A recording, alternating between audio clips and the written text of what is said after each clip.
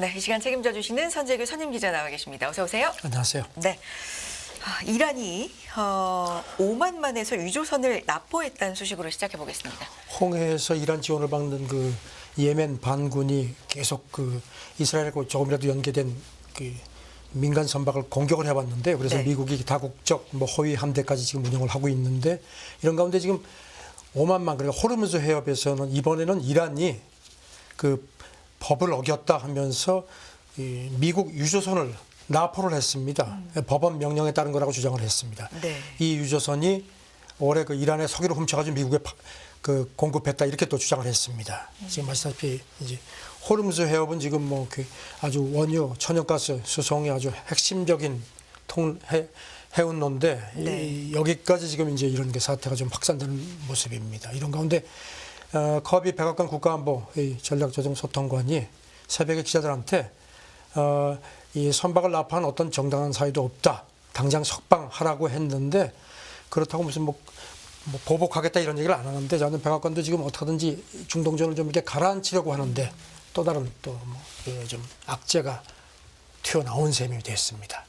많이 아시겠지만 이 호르무즈 해협이 전 세계 천연가스의 3분의 1, 석유 6분의 1을 지나가게 하는, 우리한테도 굉장히 네. 중요한 그렇죠. 에너지 공급로입니다. 해상 진출로니까요. 저는 좀 백악관이 지금 주말에 어떤 네. 그 고민을 많이 할 겁니다. 이 상황을 다음 주에도 제가 전해드리겠습니다. 네, 부탁드리겠고요. 다음 얘기 해보겠습니다. 다보스 연립 포럼 전해주시죠. 이 얘기를.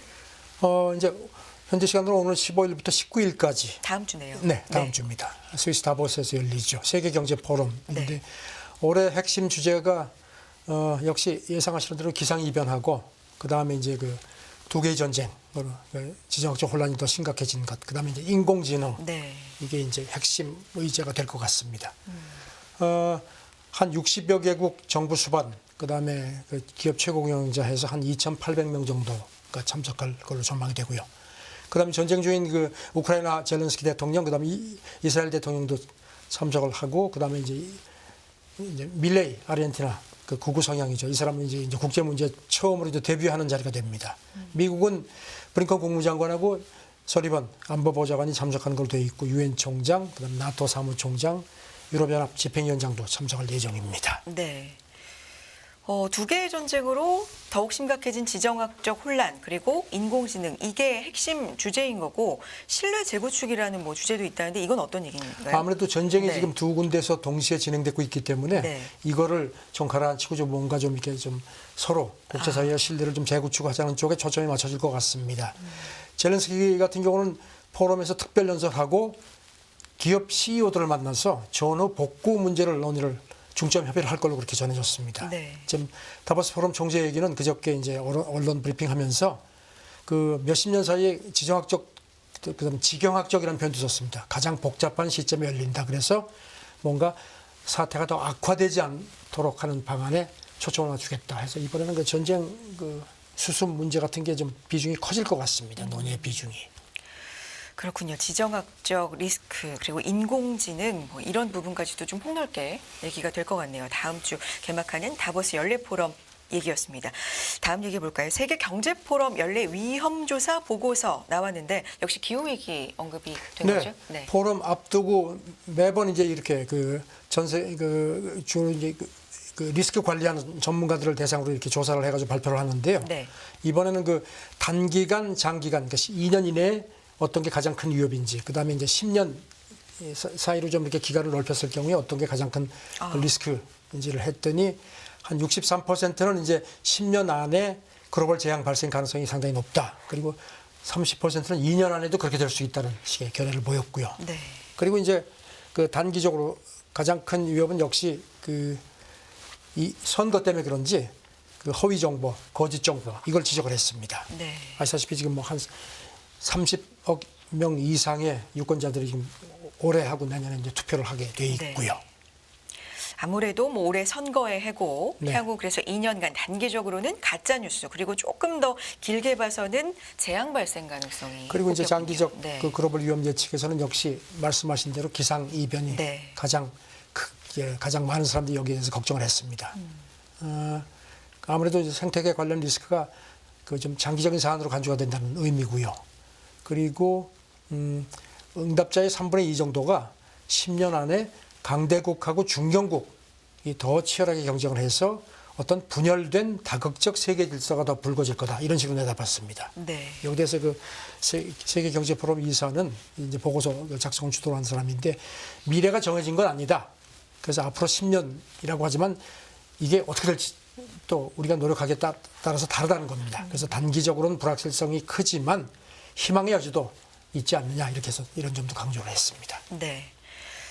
세계 경제 포럼도 지금 개막을 앞두고 낸 연례 보고서를 지금 소개해 주신 거고 그렇죠. 위험에 대한 거죠. 네네. 네. 위험에 대한 보고서였기 때문에 좀 우리가 주목할 만한 사항들, 위험적인 요소에 대해서 많이 담겨 있습니다. 그 부분 짚어드리고요. 다음 얘기합니다. 미중 연쇄 고위급 협의, 뭐 대만 관련된 얘기도 있는 것 같고요. 전해주실까요? 계속 티격태격하면서 네. 미국하고 중국이 그래도 나름 어떤 관계 안정화, 그다음에 상황 관리 쪽에 상당히 신경을 쓰는 모습입니다. 네. 그 새해 들어서 지금 잇따라서 이제 접촉을 하고 있습니다. 지금 백악관 국가안보 부보좌관이 지금 류젠차오 이 사람 공산당 대외 연락 부장인데 이 사람이 이제 다음번 외교부장으로 좀 유력시 되는데 네.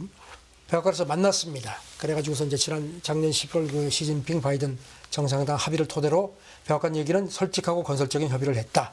그래서 이제 마약 펜타닐 문제 같은 거라든가 그다음에 뭐 중동 우크라이나 전쟁 그다음에 대만 현안까지도 얘기를 했다고 돼 있고요. 더 자세한 얘기는 하지 않았습니다. 그리고 또 미국 국토안보장관이 중국 공안부장하고 같은 날 화상회의로 여기는 이제 특히 펜타닐 미국 유입 막는 방안을 집중 논의를 한 걸로 그렇게 돼 있고요. 그 다음에 모처럼 미국하고 중국 군사 고위 당국자들이 협의를 했습니다. 네.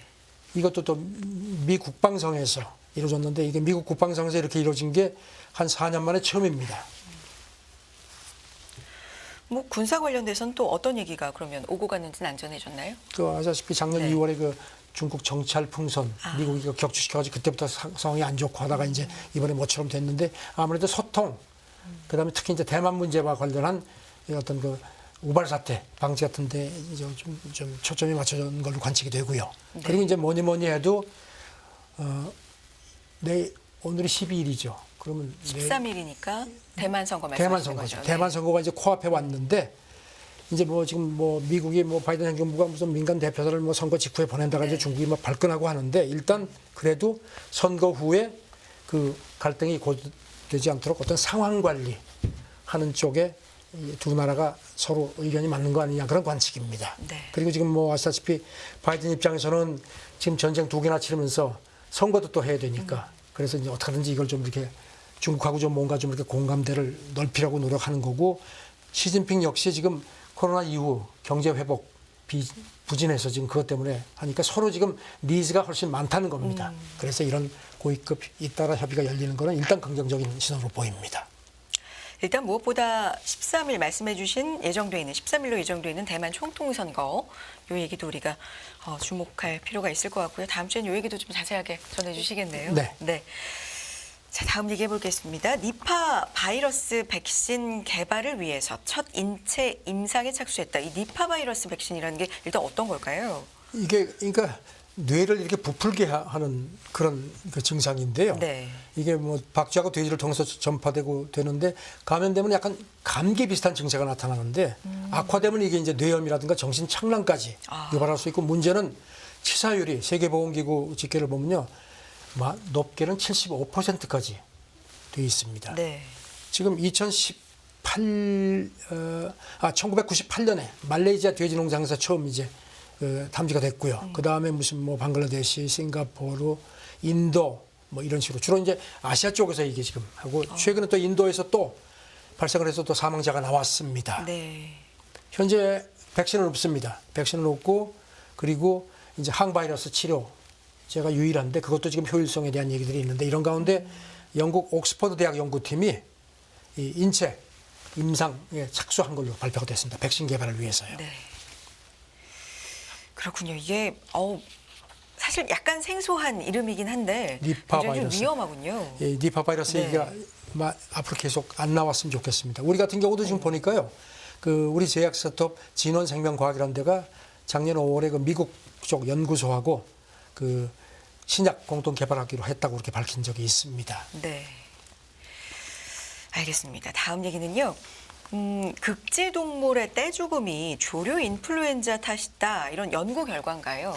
조류 인플루엔자가 이제 그 극지까지 이제 또 이제 들어간 걸로 이게 나타나네요. 극지라면 뭐 남극. 남극, 이렇게. 북극 다 포함해서요. 네. 지금 로이터가 어제 보도한 걸 보니까 영국 정부 연구팀이 최근에 남대시한 그 영국역 사우스 조지아 섬에서 사는 그 코끼리 물범하고 물개로부터 조류 고병원성 조류 인플루엔자 H5N1 네. 감염을 확인을 했습니다. 이게 막 사람처럼 기침하고 재채기하고 막 콧물 흘리는 그런 증세라는 겁니다. 근데 이제 가장 큰 두려움은 연구팀 얘기가 이게 포유류에 적응한 돌연변이가 생길까 봐 걱정이라는 겁니다. 근데 아직까지는 그게 확인되지 않았다는 겁니다. 네.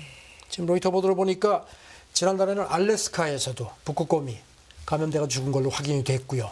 그다음에 페루하고 칠레의 남극권에서도 바다사자 이런 것들이죠. 아주 상당수가 폐사한 걸로 확인이 됐습니다. 네. 그렇지만 아까 말씀드린 것처럼 아직까지 이 다른 종으로 퍼지지 않은 거는 그나마 다행이다. 근데 지금 뭐 이렇게 조류 인플루엔자가 지금 그 극지까지 침투를 했다는 거는 생태계 위험이 그만큼 훨씬 더 확산됐다는 그런 거라고 또 경각심을 높여야 된다는 지적이 나왔습니다. 이 극지에 사는 동물들이 기후 변화 때문에 먹을 그렇죠. 것도 없고요. 상당히 좀 멸종위기인 동물들도 많고 뭐 이런 소식들 전해 들었는데 조류 인플루엔자까지 또 네. 괴롭히네요. 다음 얘기해 봅니다. 자, 배출가스 조작 유수 대기업에 사상 최대 벌금을 부과한다. 미국 얘기죠. 네. 네. 미국 법무부하고 캘리포니아 주정부, 캘리포니아가 지금 이런 그 환경 쪽에 상당히 신경을 많이 쓰죠. 지금 그 커민스라는 회사, 뭐 그 자동차 쪽 있는 분들은 잘 아실 겁니다. 100년 역사를 가진 엔진도 만들고 그다음에 어떤 에너지 솔루션 대기업입니다. 여기가 배출가스 조작 관련 한 게 들통이 났어.